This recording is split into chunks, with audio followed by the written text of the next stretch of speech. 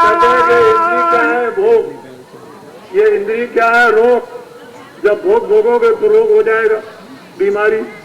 बीमारी जब रोग आएगी भोग भोगने से, तो फिर आप चाहे जितनी दवा खाओ, शरीर से रोगी, मन से रोगी, चित्त से रोगी और बुद्धि से रोगी आए आए घर में, मैं बच्चों के अपने परिवार के करोगे, लेकिन फिर कोई भी दवा काम नहीं करेगी। तो कहते हैं कि ये भोग क्या है? रोग। इनको जरा मन से कम करो। जरूरत के लिए तो तुम भोग भोगो, कोई मना नहीं करता है, लेकिन ये मत समझो कि ये भोगी सब कुछ है, इन्हीं में आनंद मिलता है। ये आनंद नहीं है भोग, ये सब रोग है, ये बीमारी है। जितना ही देखने के लिए, भोगने के लिए दौड़ोगे, उतना ही बीमार होते चले जाओगे और सारा जगत बीमार हो गया। मैं 3 साल के पहले ये देखता था, बीमारी कम थी, अशांति कम थी, दवाएं कम थी, डॉक्टर बहुत कम थे, अस्पताल बहुत कम थे, हकीम बहुत कम थे, होम्योपैथिक डॉक्टर बहुत कम थे, ऐसी बीमारियां रोग नहीं थी। लेकिन अब तो घर घर में, हर घर में बीमारी, कोई घर बाकी नहीं बचा हुआ। कहीं बच्चा बीमारी, कहीं पति, कहीं पत्नी बीमार। क्यों है बीमार? कि आपने इंद्रियों से भोग भोगे। मन इंद्रियों के दरवाजों को बैठ करके आनंद लेने लगा, फिर आपने भोग भोग लिए और उस भोग से क्या हुआ? बीमारी आ गई। अब आप अच्छे नहीं हो रहे, रो रहे, चिल्ला रहे हो, तो कहते आपको जीवन का सुख, मानवतन का सुख कैसे मिलेगा? बहुत मुश्किल। फिर आपने नरक कुंड तैयार कर दिया। जो बोओगे वही काटोगे, कांटे बोओगे तो कभी आपको फल नहीं मिलेगा। तो जो बो दिया है उसी पर आपको चलना। तो बो क्या रहे हो आप? जहर। फिर पीने को क्या मिलेगा? खाने को क्या मिलेगा? जहर। फिर क्या हो जाएगा? मरोगे। देश के अंदर पूरब से पश्चिम, उत्तर और दक्षिण जो अशांति छाई हुई है, एकमात्र आपको 30 वर्षों में महात्मा साधुओं से अलग कर दिया, गीता और रामायण से अलग कर दिया, वेदों और पुराणों से अलग कर दिया, और इनका जो कुछ भी अंकुश था उसको खत्म कर दिया। धर्म भाव हृदय के अंदर से उसको भी खत्म कर दिया। ला करके चारों तरफ से घेर कर मैदान में खड़ा कर दिया और कहा देखो ये सड़क है दिल्ली की तरफ जाने की, तो दिल्ली की तरफ भागो पड़ोगे। तो आप दिल्ली की तरफ भाग पड़े, लेकिन दिल्ली में आपने समझा कि वहाँ क्या है? वहाँ के दरख्त फलदार नहीं, वहाँ के आदमी मिलनसार नहीं, और वहाँ की नारियां वफादार नहीं। तो दिल्ली क्या करोगे जाकर? दिल्ली के आदमी कैसे होते हैं मालूम? अपने दिल को निकाल कर रखेंगे हाथ पर कि देखो मित्र, ये है दिन तुम्हारे लिए, मैं जैसा तुम्हारा मित्र हूँ वैसा दुनिया में कोई नहीं। देखो मैंने दिल को निकाल कर ये रखा। ये क्या है आपकी अटैची में? जो कुछ भी अटैची में होगा उसको निकाल के रख लेंगे और दिल को भी रख लिया। और सुबह जब जाइए कहिए दोस्त हमारा कुछ काम है, कह लगे मैं तो आपको नहीं जानता। अरे मैं तो रात को अटैची का सब सामान देखे। अरे भाई तुम ये समझो दिल्ली है, ये समझो चुपचाप चले जाओ शरीर को लेकर, नहीं तो ये शरीर से भी तुम हाथ धो बैठोगे। हाँ शरीर से भी चला जाएगा, ईमान भी जाएगा, धर्म भी जाएगा, कर्म भी चला जाएगा, शरीर भी चला जाएगा। दिल्ली का तो ये हाल है। और आपको खड़ा कर दिया दिल्ली भागो, क्या करोगे?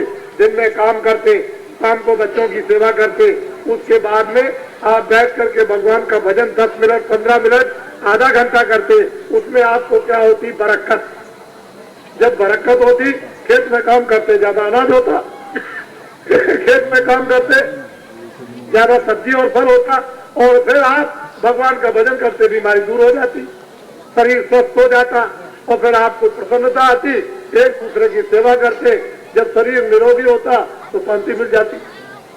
वो तो काम आपने छोड़ दिया, दिल्ली भागो, भाग चलो दिल्ली की तरफ। जो आता है दिल्ली भगाता है। ये कोई नहीं कहता है कि भाई तुम्हारी ड्यूटी है खेतों में, दफ्तर में, दुकान में, वहां से आओ ड्यूटी का काम करो, बच्चों की सेवा, और उसके बाद में अपने आत्म ड्यूटी, आत्म कर्तव्य है वो काम करो।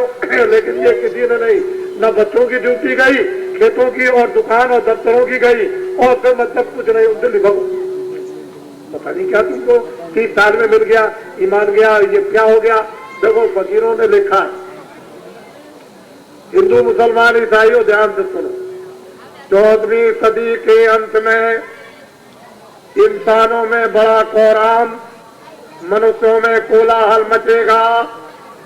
उसी समय पर खुदा का पैगाम लेकर, यानी भगवान का संदेश लेकर एक फकीर जमीन पर उतरेगा और सारी इंसान जाति को खुदा का पैगाम सुनाएगा। ये क्यों ऐसा होगा कि जब जब हो धर्म की हानि, 12 असुर महाअभिमानी, जब धर्म लोप हो जाएगा, कर्म लोप हो जाएगा, सत्य लोप हो जाएगा, प्रेम लोप हो जाएगा, दया लोप हो जाएगी, तो फिर महान आत्माओं का प्रादुर्भाव होगा। बाबा जी की बीच में एक बात सुने, मैं वही आदमी हूँ। इस किराए के मकान का नाम तुलसीदास। एक छोटा सा आश्रम मथुरा में, जहाँ कृष्ण भगवान का जन्म हुआ था। 2 परिचय। तीसरा परिचय क्या है? मैं सारे हिंदुस्तान में जय गुरुदेव नाम का प्रचार करता हूँ। जय गुरुदेव नाम किसी आदमी जानवर का नहीं, उस परम पिता परमात्मा ईश्वर भगवान ब्रह्म सर्वशक्तिमान का जय गुरुदेव नाम किसी आदमी का नहीं। मैं ही हिंदुस्तान में प्रचार करता हूँ और मैं ही प्रचार करने वाला सच्चा आदमी, नकली नहीं। मैं वही आदमी हूँ कि अयोध्या के बाद साबरमती में 33 करोड़ देवताओं को लेकर के आया और सतयुग आगमन साकेत महायज्ञ किया और 33 करोड़ देवताओं को यहाँ पर प्रसन्न किया। पहले एक देवता प्रसन्न किए अयोध्या में सरजू जी के किनारे, 33 करोड़ देवताओं को यहाँ प्रसन्न किया आकर के। 6 महीने पहले ढंडोरा पीट कर उधर एक देवता को प्रसन्न किया, कुछ महीनों के पहले ढंडोरा पीट कर तो इनको बताया कि अब की बार गन्ना जिसमें से शक्कर बनती है, चीनी बनती है, वो गन्ना इतना पैदा होगा कि 30 साल में नहीं हुआ और चावल इतना पैदा होगा जो 30 साल में नहीं। तो आपको पहले से बताया। फिर साबरमती में लाए, 33 करोड़ देवताओं को प्रसन्न किया और जब प्रसन्न हो गए तो लोगों से कहा बालू डालो, अपने अपने खेतों में डालो, अब की बार इतना अनाज पैदा होगा जो 30 साल में होगा। इसके बाद फिर उसके बाद में एक और स्वप्न हुआ कि आपने 33 करोड़ देवताओं को बुलाकर यानी प्रसन्न कर दिया अहमदाबाद में, लेकिन मुझको नहीं बुलाया। किसने स्वप्न दिया? काशी विश्वनाथ बम बोले शंकर जी ने कि सतयुग के आने का आपने अहमदाबाद में बिगुल बजा दिया, लेकिन आपने उसमें मुझे नहीं बुलाया। जल्दी से आओ, गंगा जी के किनारे 10 मील लंबे मैदान में आकर के सतयुग की स्वागत तैयारियां करो। मैं 11 दिन काशी छोड़कर उसमें सम्मिलित रहूंगा।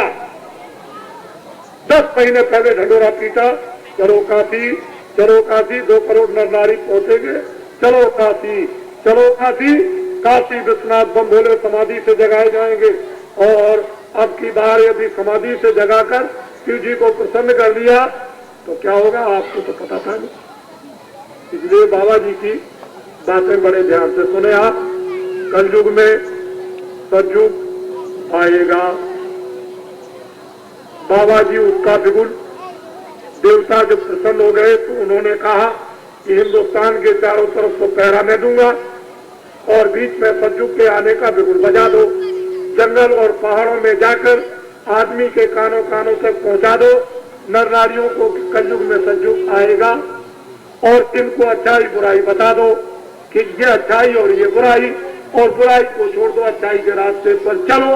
और जब बुराई न छोड़े तो मुझको बता दो, मैं एक सोटा और एक डंडा हाथ में लेकर और जोर से मारूं तो कई करोड़ आदमी जमीन पर गिर जाए, बस 1 मिनट में अकल आ जाए। समझ रहे बात? समझ में कुछ आ रही? अच्छा सत्संग अभी बीच में सुनाता हूँ, फिर अभी सुनाऊंगा। चेतन रूप विचारो अपना, फिर लगो सब घटिया। चेतन जीवात्मा भगवान की चेतन अंत कला सत्ता है और मत बेहोश हो गई, अपने होश को गुम कर दिया। तो महात्माओं के पास में जाओ, वहाँ सत्संग सुनो और उनसे गोपनीय भेद जो गोपताओं ने कृष्ण से लिया था, वही गोपनीय भेद मनुष्य रूपी मंदिर में उसको ले लो और जीवात्मा को धीरे से दरवाजे पर बैठकर मारो रगड़ा जोर के साथ में, तो ये जो वज्र के बाद लोहे से भी ज्यादा मजबूत है वो खुल जाए। और जब वो खुल जाए तो दिव्य नेत्र ज्ञान चक्षु शिव नेत्र तीसरा नेत्र जब उगर जाए, जब प्रकट हो जाए, तो सीधे यहाँ पे वैकुंठ में और सीधे यहाँ से स्वर्ग में जाओ और वहां जाकर के घंटे और 2 घंटे रहो, फिर लौट कर आओ। दिन में काम, शाम को बच्चों की सेवा, जब कोई काम ना हो तो फिर बैठ जाओ, फिर निकल जाओ स्वर्ग और वैकुंठ में। ब्रह्मा विष्णु महादेव उनका दर्शन, उसके बाद देवी देवताओं का दर्शन, और वहां का आनंद लेकर नारद की तरह से फिर चले आओ और फिर दिन में काम, बच्चों की सेवा, और उसके बाद फिर निकल जाओ। बात समझते हो कि नहीं? चेतन रूप विचारो अपना। अरे तुम अपने घट में, मनुष्य रूपी मंदिर में तुम अपनी जीवात्मा का चेतन स्वरूप यानी कब पहचानो? जब मणि का साक्षात्कार दर्शन करो। वो राम नाम रूपी मणि जब उसका दर्शन होगा तो अपना रूप उस मणि में दिखाई देगा कि मेरा कितना चेतन और कितना सुंदर रूप है। इतनी कोई भी वस्तु मुझसे सुंदर नहीं है। ये जीवात्मा का अपना रूप। अपने आप को पहचान लोगे, भगवान को पहचान लोगे। अपने आप को जान लोगे तो खुदा को जान लिया। खुद को नहीं जाना तो खुदा कैसे मिलेगा? अपने आप को नहीं पहचाना तो भगवान कैसे पहचान सकते हो? क्योंकि बाहर का रूप तो आप पहचान नहीं सकोगे कि सांवला है कि गोरा है, ये भगवान है कि नहीं है। वहां तो अर्जुन ने भी भगवान का संदेह किया, वहां तो तमाम लोगों ने भगवान राम का भी संदेह किया, उनके घर वालों ने, उनकी माताओं ने संदेह किया, वो नहीं पहचान पाई कि ये मेरे बच्चे में भगवान है। तो आपको किसी को पहचानना बहुत मुश्किल है। अपने आप को स्वयं पहचान लोगे तो भगवान को पहचान। बाहर की आंखें, ये चर्म आंखें भगवान को नहीं पहचानती, लेकिन वो जीवात्मा की जो चेतन आंख, दिव्य नेत्र ज्ञान चक्षु, वो भगवान को पहचानती। जब अपने आप को जानोगे पहचानने लगे। कहना मानो प्यारी मेरा अब ते पाया कहते हैं जीवात्मा, अब की मनुष्य शरीर में तुम मेरा कहना मान लो। संत और महात्मा बड़े दयालु होते हैं, बड़े प्यार से समझाते हैं। हे जीवात्मा, तुम अब की मेरा कहना मान लो, नहीं तो 4 खाने 84